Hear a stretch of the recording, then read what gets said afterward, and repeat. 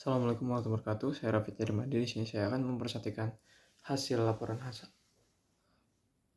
analisis rencana perbaikan kualitas penyelenggaraan layanan ibadah haji dan umroh terkait masalah layanan pada aspek transportasi karena keterlambatan bis. Tugas ini saya susun untuk memenuhi tugas ujian akhir semester pada mata kuliah Manajemen Kualitas Pelayanan Haji dan Umroh yang diampu oleh dosen Ibu Dr. Syarifah Wisawati, MEI. Pada bab 1 pendahuluan, di latar belakang ada peranan transportasi sangat penting untuk saling menghubungkan daerah sumber bahan baku, daerah produksi, daerah pemasaran, dan daerah pemukiman sebagai tempat tinggal konsumen. Kemudian masalah transportasi atau perhubungan juga merupakan masalah yang selalu dihadapi oleh berbagai negara maju maupun negara berkembang, termasuk negara seperti Indonesia. Kemudian ada peristiwa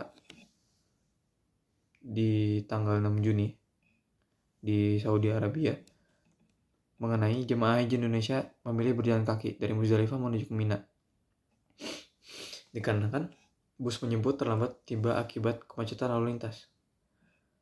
Dalam kondisi yang jalan yang sangat padat menyebabkan mobilitas terlambat. Masalah utama yang dihadapi jemaah haji Indonesia tersebut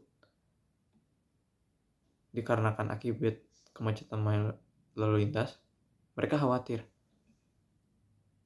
karena dengan memakan waktu lama di perjalanan, mereka khawatir melewatkan tahap-tahap rangkaian proses ibadah haji, karena ketika mereka melewati itu semua, maka ibadah haji mereka bisa jadi tidak sah atau mengulang karena kondisi yang tidak memungkinkan untuk menunggu terlalu lama di bis. Jadi mereka memutuskan untuk berjalan kaki. Kemudian tujuan laporan pada presentasi kali ini dengan menyusun rencana perbaikan kualitas pada penyelenggaraan layanan ibadah haji.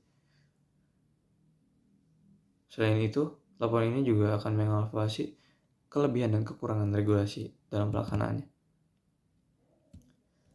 Yang pertama, analisis akar masalah dengan metode 5Y. Mengapa bus terlambat menjemput jemaah? Karena terjadi kemacetan lalu lintas antara Muzdalifah dan Mina. Mengapa terjadi kemacetan lalu lintas di terminal tersebut? Karena volume kendaraan yang terlalu tinggi, termasuk bus, kendaraan operasional, dan jalan kaki. Mengapa volume kendaraan berjalan kaki sangat tinggi waktu yang bersamaan? Karena jadwal pergerakan jemaah dari Muzdalifah ke Mina serentak dan tidak ada manajemen arus efektif. Kenapa tidak ada manajemen arus yang efektif? Karena sistem koordinasi dan perencanaan transportasi haji belum berjalan optimal. Mengapa sistem koordinasi belum berjalan optimal? Karena kurangnya integritas antar lembaga dari panitia haji dan otoritas lalu lintas Arab Saudi dengan pihak Indonesia. Perumusan tujuan perbaikan yang saya rancang ada tujuan umum dan tujuan khusus. Tujuan umum untuk meningkatkan efektivitas dan efisiensi sistem transportasi jemaah haji dengan memastikan ketepatan waktu, kenyamanan, dan keselamatan jemaah.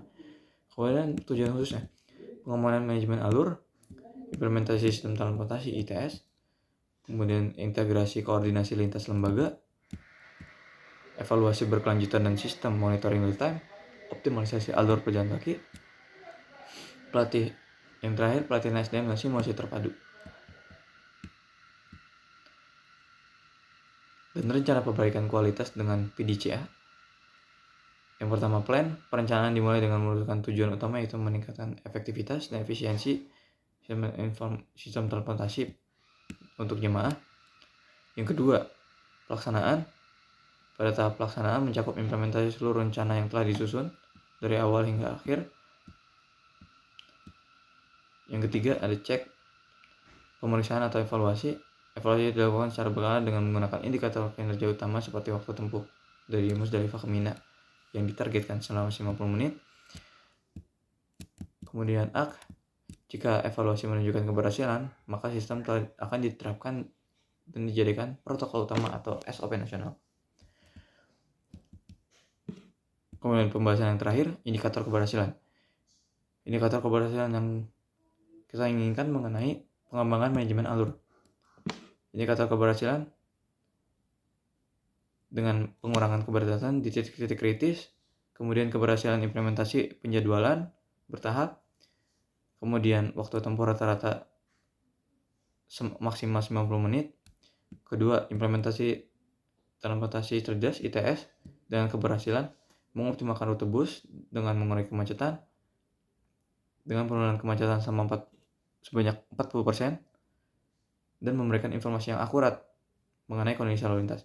Kemudian ketiga, integritas koordinasi lintas lembaga dengan keberhasilan jumlah dan kualitas pertemuan koordinasi antar lembaga dan efektivitas protokol kolaboratif. Kemudian yang keempat, evaluasi keberlanjutan dan sistem monitoring real time. Indikatornya 95% sistem aktif waktu operasional dan penurunan keluhan jemaah sebanyak 50%. Yang kelima, optimalisasi alur pejalan kaki dengan tingkat keberhasilan pemisahan jalur pejalan kaki dan kendaraan berkurang 30%. Dan ketersediaan dengan penanda jalan dan petunjuk arah di sepanjang jalur. Kemudian yang terakhir, pelatihan SDM dan simulasi terpadu kepada staf, petugas minimal 90% petugas ikut serta, dan kinerja petugas di lapangan dievaluasi saat menjalankan tugas, terutama pada kondisi darurat. Terima kasih. Wassalamualaikum warahmatullahi wabarakatuh.